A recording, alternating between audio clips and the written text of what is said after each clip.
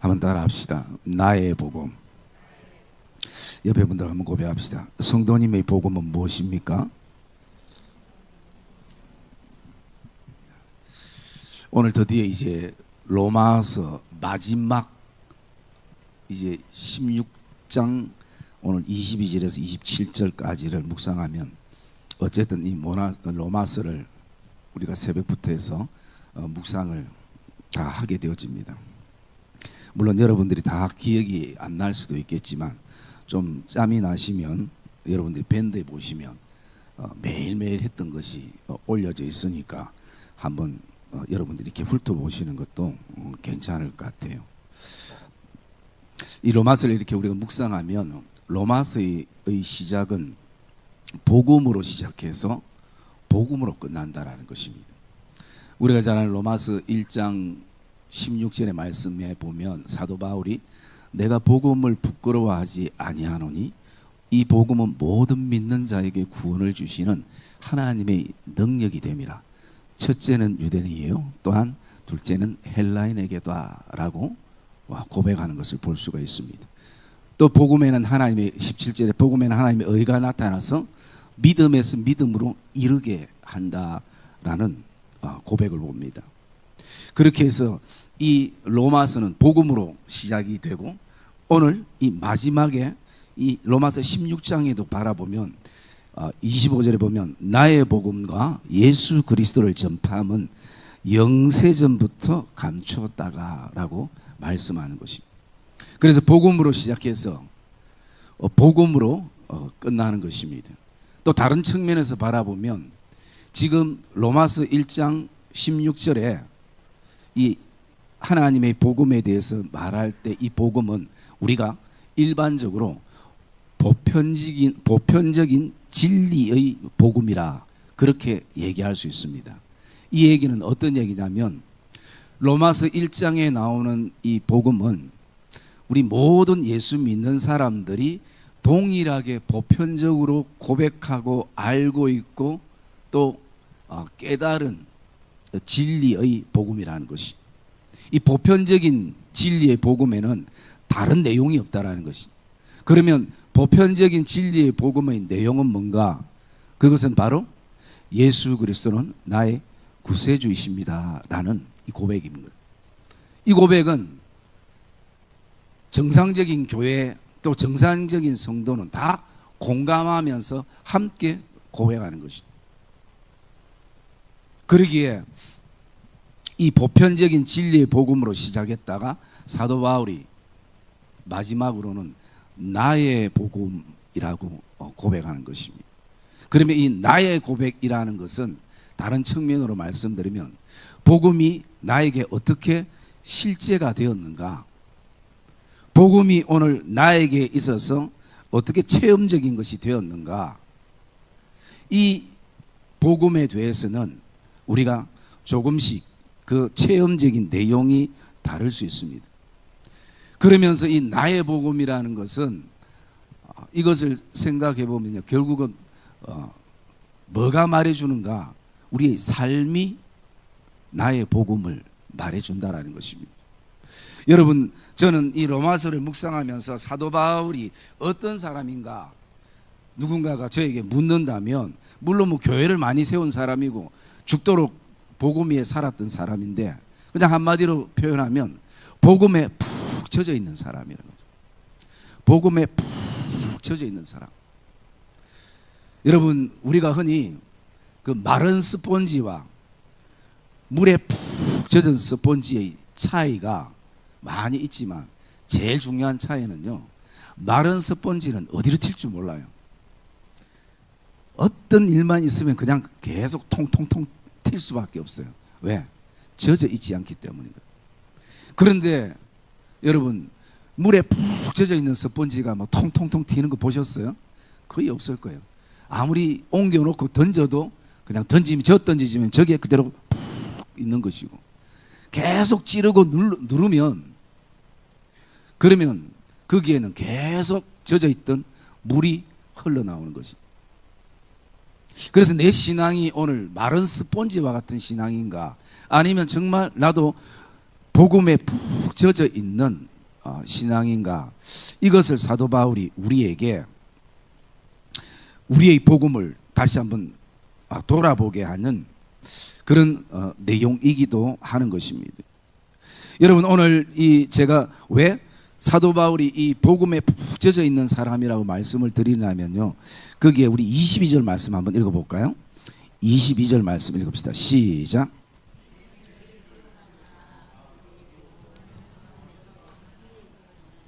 예. 여러분, 오늘 이 로마서를 사도 바울이 쓴 것이 아니라 누가 대피를 했냐면, 오늘 이 말씀 그대로 드디오가 이 로마서를 대피를 했습니다. 그러면 바울의 입장에서는 내가 이 로마서를 쓰고 싶어도 쓸 수 있는 환경이 아니었다라는 거죠.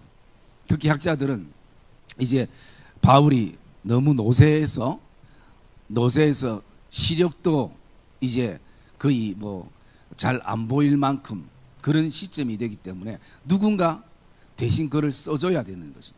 그러면 그게 여러분 얼마나 귀찮은 작업이겠습니까? 우리가 좀 건강할 때는 남 아픈 것도 좀 생각하지만, 나도 아파 죽겠는데 누군가가 계속 아프면 우리는 사실은 그렇게 마음이 안 쓰여집니다. 왜? 나도 지금 아파 죽겠는데. 여러분, 오늘 바울은 이거 쓰지 않아도, 로마서를 쓰지 않아도 충분히 교회 앞에서 박수 받을 만하고 모든 성도들에게 존경을 받을 만하고, 왜? 할 만큼 다 한 거예요. 바울이 더 안 해도 누군가 바울을 향해서 이것밖에 못하나 라고 시비 걸 사람이 아무도 없습니다. 그럼에도 불구하고 이 환경 속에서 사도 바울이 이렇게 대피를 쓰게 하면서도 사도 바울이 이 로마서의 편지를 쓰는 것은 뭐 다른 이유도 있겠지만 가장 핵심적인 것은 복음에 푹 떨려 있고 복음에 푹 젖어 있는 사람이구나. 여러분, 오늘 우리는 우리 인생이 어디에 젖어 있습니까? 우리 이 질문을 한번 다시 저와 여러분들이 동일하게 던져봐야 되는 거죠. 오늘 나는 어디에 푹 젖어 있는가? 정말 사도 바울처럼 이 복음에 푹 젖어 있는가?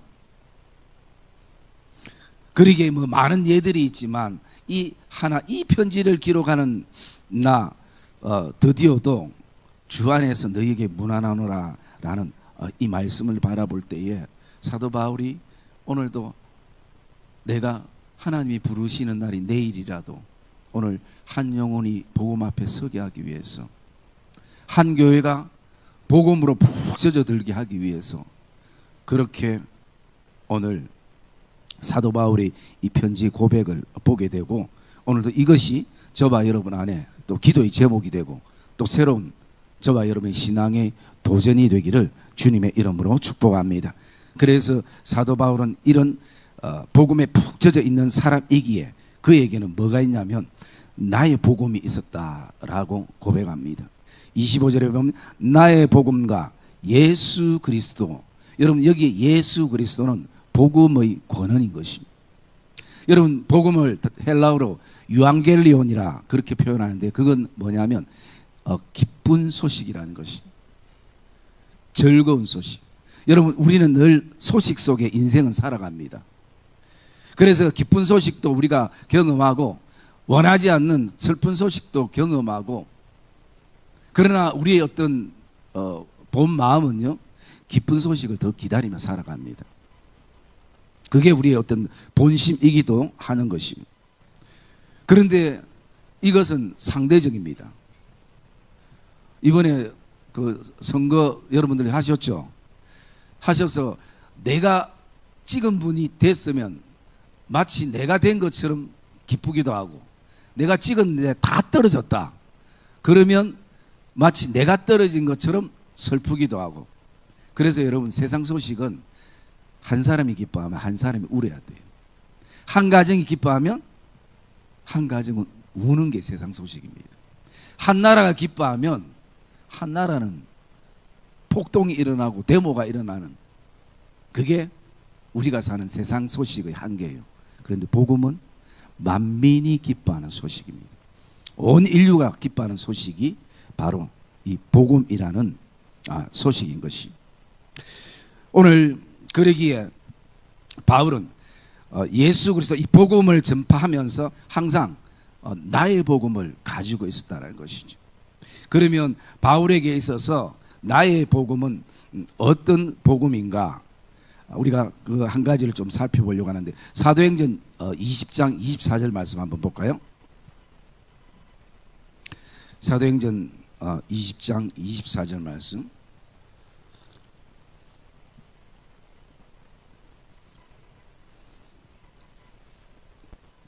같이 읽읍시다. 시작.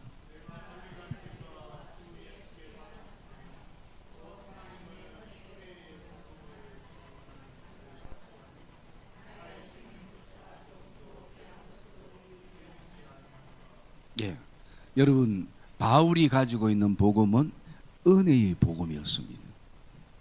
그러면서 바울이 어떻게 고백합니까? 하나님의 은혜의 복음을 증언하는 일이라고 말씀합니다. 그렇기 때문에 이 복음은 어디서부터 왔는가? 하나님으로부터 왔음을 사도 바울이 먼저 고백하는 것이. 여러분, 복음은 결코 사람의 힘으로 만들 수 없고 또 사람의 이름으로 만들어지지 않는 것입니다.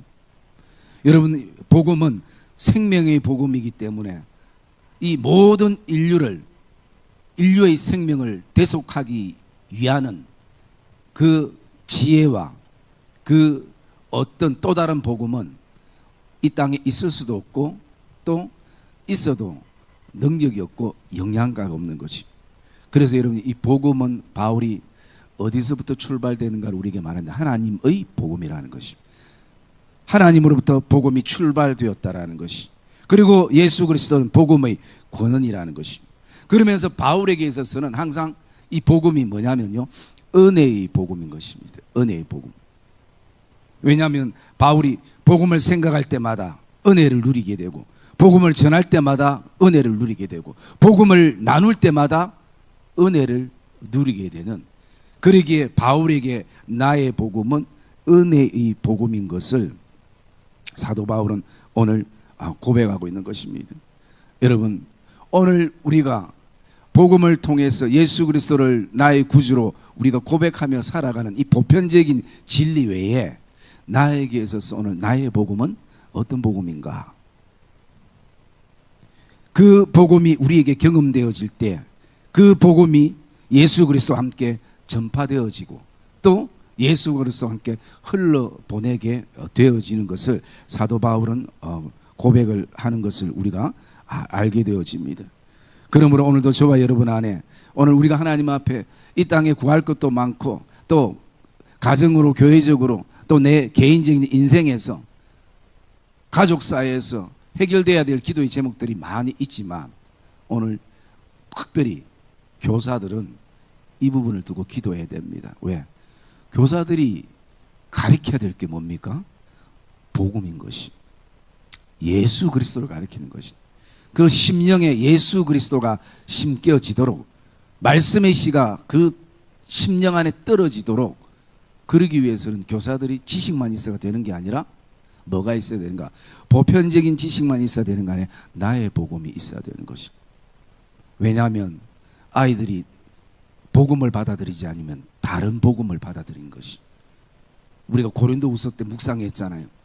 다른 복음을 받아들이고 다른 영을 흡수하고 다른 데 눈을 돌리게 되는 것을 우리가 볼 수 있습니다. 여러분, 그래서 먼저 교사들에게 적어도 나의 복음이 발견되기 전까지라도 오늘 이 복음이 우리 교사들과 또 이 자리에 모인 성도들에게 은혜의 복음으로 다가오기를 주님의 이름으로 축복합니다. 그 고백이 우리에게는 되어질 수 있어야 되는 것이. 제가 그 순회선교단의 그 복음학교를 했을 때에 우리가 복음과 함께 고난을 받고 복음을 통과하면 우리의 삶에 복음의 사람인지를 확인하는 몇 가지가 있다고 얘기를 했었습니다. 그때가 뭐냐면요, 첫 번째가 뭐냐면 대가 지불이라는 것이. 내 삶을 계속 정산하는 것이. 그래서 첫째가 정산하라. 예수님께서 우리를 위해서 십자가에 못 박혀 돌아가신 것은 뭐냐? 내 죄에 대한 대가 지불이었거든요. 그래서 나는 오늘 복음을 위해서 얼만큼의 대가를 지불할 수 있는가? 거기에는 반드시 한 영혼이 주께 돌아오고 복음으로 서기 위해서는요, 바로 대가의 지불이 있어야 된다는 것이. 그리고 그 대가의 지불은 예수님의 십자가의 대속의 은혜처럼 가치 있는 요소라는 것이. 그러기 때문에 내가 오늘도 복음과 함께 살아가는 사람은 먼저 우리가 어떤 상황 속에서도 대가 지불에 대한 마음을 품고 있어야 된다는 것이. 여러분, 우리가 대가 지불하면 항상 이 돈에 대한 생각을 좀 가지죠. 물론 우리가 그런 부분들도 필요합니다. 그래서 제가 이렇게 보면요, 뭐 제 주위에 이제 개척교회 하시는 분도 계시고 또 기존교회 하시는 분도 계시는데 이 부류를 만나면 좀 달라요. 개척교회 목사님들 만나면 사실 개척교회 목사님들이 돈이 없잖아요. 돈이 없으니까 밥 한 그릇 먹는데 서로 이제 막 불편해요. 누군가가 내가 내게 오늘 살게요 딱 하면 그때부터 신나는데 그 전까지는, 밥 먹기 전까지는 전부 다 고민이 돼가지고 그렇게 돼요. 그런데 이제 기성교회는 밥 먹고 뭐 처음에 내가 내게 뭐 말 안 해도 나중에 나갈 때 다 먹고 난 다음에도 제가 오늘 저 식사 제가 살게요 이러면 또 옆에 분이 뭐라고 했냐면 바로 뭐 어떻게 나오냐면 커피는 그럼 제가 살게요. 이렇게 이게 이어지는 거지. 우리가 육적으로는 좀 가난해가 좀 눈치를 좀 보는 경우가 있다 할지라도 여러분 영적으로는 좀 풍성해서 영적인 대가 지불이 필요한 부분들이 있다면 교사들은 흘러보내기를 주의 이름으로 축복합니다. 그것은 반드시 아이의 영적 성장에 필요한, 우리에게 맡겨진 영혼에 필요한 요소들이 되어질 수 있는 것이. 그리고 또 두 번째는 뭐냐면요, 집중하라는 것이. 이제는 집중력인 것입니다. 여러분, 신앙은 사실은 집중력입니다. 여러분이 어디에 집중하는가? 교사들의 관심은 아이들에게 있고 아이들에게 집중하잖아요.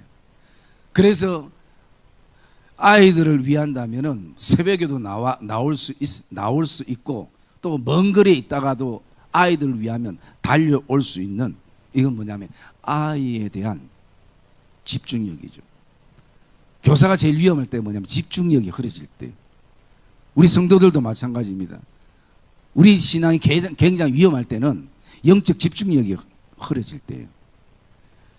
그래서 여러분, 그 예로 우리가 들 수 있는 게 그 신부의 예를 들 수 있죠. 여러분, 결혼하기 전에는 자매가 많은 고민을 합니다. 이 남자는 이게 좀 좋은 것 같고 저 남자는 또 저게 좋은 것 같고 두 개 딱 합치면 제일 좋은데 그런 사람 찾기 힘들고, 그러면 머리도 아프고 마음도 아프고 좀 또 색다른 사람 좀 정해놓고도요, 이 사람하고 사귀면서 또 다른 사람 없나? 여러분, 그거 충분히 가능해요. 결혼하기 전에는. 여러분들 다 그래 했잖아요. 그런데 딱 결혼을 하면요, 그때는 신부는 이제는 뭡니까? 남자들이 정리가 다 됩니다. 왜? 나와 결혼할 사람이 이제는 정해졌기 때문에. 그 다음부터는 신부는 어떻게 합니까? 그 남편 될, 신랑 될 사람에게만 집중하는 것이. 신랑도 마찬가지로 신부 될 사람에게만 집중하는 것이. 다빈 청년 잘 들어라. 딴 데 집중하지 마라. 예. 그래서 오늘 우리는 어떻습니까? 세상 속에 살 때는 이것도 좋았고 저것도 좋았고 이것도 갖고 싶고 저것도 갖고 싶었지만, 이제는 우리가 예수 그리스도를 나의 신랑으로 딱 결정을 하고 그분의 순결한 신부가 결정이 되면 더 이상 그런 부분들에 대해서 우리가 고민하지 않아야 돼요. 이게 뭡니까? 신부가 신랑에 대한 이 집중력인 것이. 또 한 가지, 여러분은 군사의 예를 들 수 있습니다. 여러분, 군사는 오직 나라에 대한 집중력을 가지면서 오늘도 이 경계를 하는 것이. 군인에 대해서는 더 이상 얘기 안 하겠습니다. 제가 방이 나와가지고 짜다이 할 얘기도 없고, 또 얘기 좀 하면 현역 뭐 정장님하고 속으로 뭐 또 명피택 장모님하고 속으로 할 것 같아서 안 하는데 여러분 제가 방위를 받고 싶은 게 받은 게 아니에요. 군에 먼저 가려고 갔는데 시력이 나빠 그렇게 된 거예요. 안 믿고 뭐 관심 없고. 여러분 어쨌든 군사는 그 복무기간 동안은 어디에 집중해야 되는가? 저기에 대해서 집중을 해야 되는 것이. 그게 제일 군생활을 잘하는 것이. 여러분 밥 먹이고 또 군화 주고 또 저거 뭐고 양발 주고 허리띠 주고 또 속옷 주고 다 하는 거 뭡니까? 나라를 지키는 것 때문에 주잖아요. 그래서 오늘 우리가 오늘 복음과 함께하는 사람은 이 집중력이 있어야 된다는 부분. 자, 세 번째는 또 뭐냐면요, 단순하라는 것입니다. 내가 예수 믿기 전에는 복음을 제대로 체험하기 전에는 복잡했던 머리와 생각과 마음이 예수를 믿으면 단순해지는 것이.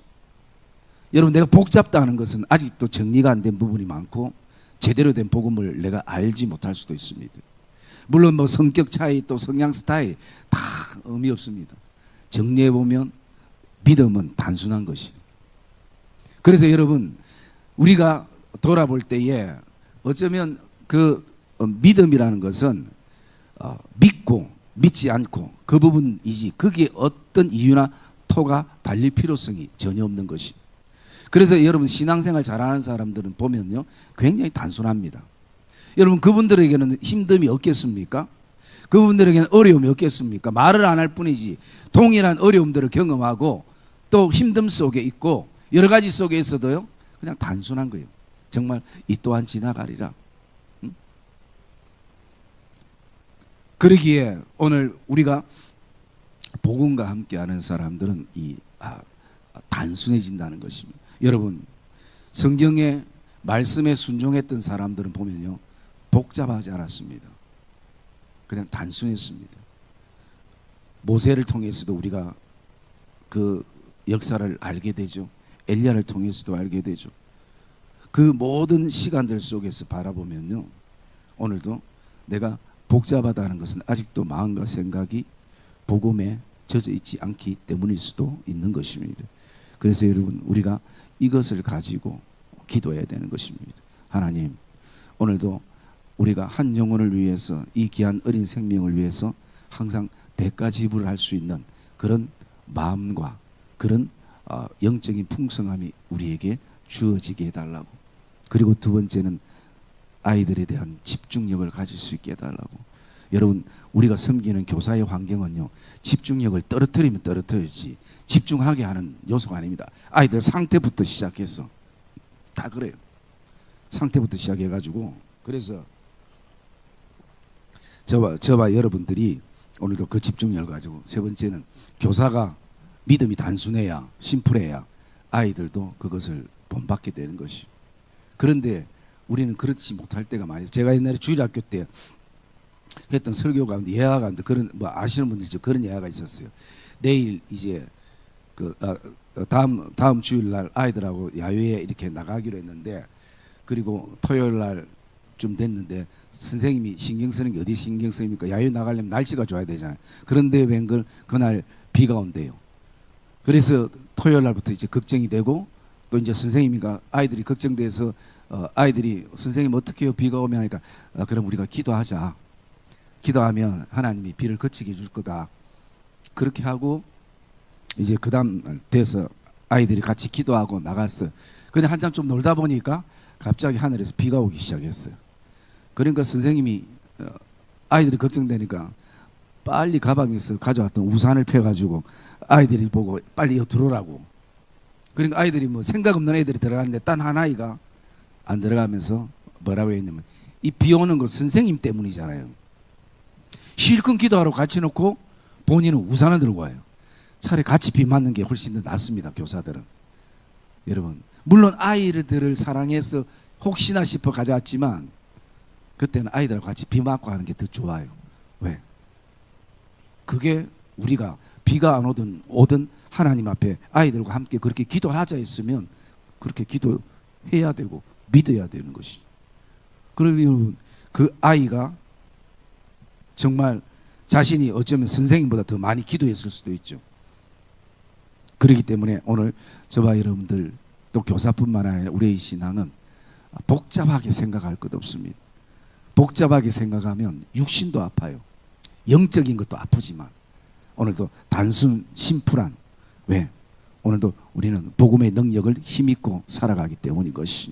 그래서 오늘도 저와 여러분들 안에 교사들 또 우리 모든 우리 성도들이 우리에게 늘 하나님이 주시는 나의 복음을 경험하고 그 복음이 저와 여러분의 삶의 실제가 되는 귀한 믿음의 걸음들이 되시기를 주님의 이름으로 축복합니다.